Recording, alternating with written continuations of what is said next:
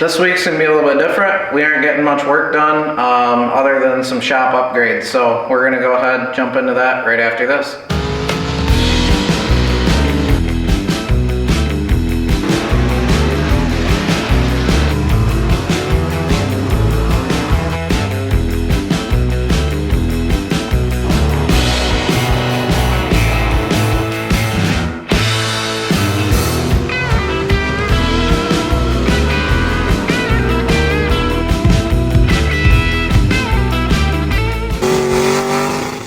Well, the last episode we were working on the 64 Nova for Thomas. So he came and picked that up this week. I'll insert some pictures here while I'm talking so you can see the finalized product of that. We went ahead and we put a whole new floor pan in there.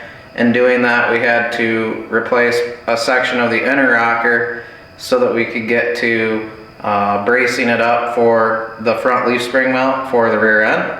So we did all that, then we put the new floor piece in. We had to repair a little bit of the firewall as well. Doing that, we were able to put the new frame sections on the front of the body there, and then we set it back on the ground once we got the front end bolted back up, and moved it forward so that we could start tearing into Loud and Ugly. We'll go over that in just a second. But we got everything stripped out of the back. I plasma cut the frame rails out, and then I had hours into grinding off spot welds underneath there for the rear frame sections. It is a hefty job if you ever do it, and make sure that your trunk pan is good. Thomas's was pretty rough, but we replaced sheet metal where it really mattered. Where the bumper mounted busted off, so we took a piece of 1/8 inch steel. It was 7 foot long. It had a foot at a 90-degree bend on each end, a foot in so that I could tie into some fresh metal, and then replace that whole back lip and welded it right to the frame section. So that really strengthened up the back of the car. Pretty happy with how that turned out. Thomas was too. He came and picked that up, and he's moving along with the build. He's gonna be making that a gasser. So I think we're gonna be doing a cage in that later on Loud and Ugly Garage. So we'll be able to see it probably once he's got that front end kit on there. Maybe a 9-inch, whatever he's doing for rear end setup. But that is what is going on with that car. With that being said, we were trying to make it to the race that's happening this weekend. It was Saturday, October 11th is when we were supposed to be at Milan or Durana Dragway. But we hit the wall with Loud and Ugly a couple weeks ago. I wasn't able to get an axle built in time. So Bill at WAC Customs, he's getting that finished up, and hopefully he'll be here shortly so we can make some testing tunes, or maybe if there's a pop-up event or something, we can go to that for at least one last race of the season. I'd like to get out to the track one more time. That being said, I've got all the other parts for the truck. The wheels, the front wheels are on back order, so I'm kind of waiting on those to come in, as well as the axle, and then we'll get that buttoned up. But on Monday, we're going to start on the Catalina build, which I'm going to take you outside and show you that right now. This right here is the Plymouth Catalina that we're doing for Rob Davis. He's a longtime Loud and Ugly Garage supporter on YouTube, so it's pretty cool now that I am doing this full time, able to work on people's cars that have been watching for years now. We're going on almost 4 years of doing the channel, so it's been nothing but fun and learning experiences and meeting awesome new people. So Rob is one of the guys that we went ahead and met. He is getting the 62 Catalina done up like a gasser. Bill at WAC Customs is building him a straight axle as well. So that's being shipped with my axle. We've got a full Speedway kit minus the axle is what we'll be setting on this. We're going to go ahead and strip the suspension out from under the front. We're going to use the rear end that's in it. We're not sure on powertrain yet, what he's going to do for engine and trans. He's got a couple different options at home, but we're going to go ahead on Monday and we're going to strip this thing down. So we're going to pull the whole front end off, strip the frames right down to the to the frame rails. It's a full frame car, so they are kind of boxed, so it's a good platform to build off for a gasser. This is a 2-door post car. It was an ex-race car, so somebody's already gutted the interior, done some sheet metal to block off the trunk area.